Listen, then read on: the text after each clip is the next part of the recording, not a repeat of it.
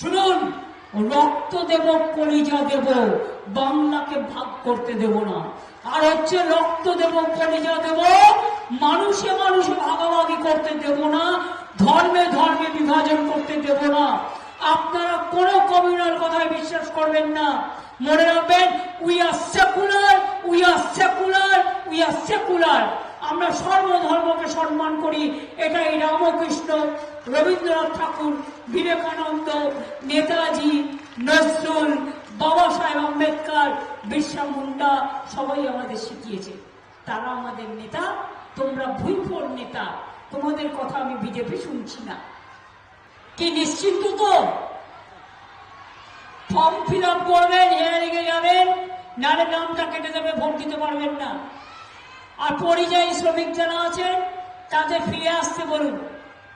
অন্য রাজ্যে তাদের তাড়িয়ে দেবে পরে, এবং এখানে ভোটার লিস্টে নাম থাকলে, অন্য রাজ্যে থাকলে সেটা কেটে দেবে। এগুলো মাথায় রাখবেন, মাথায় থাকবে তো?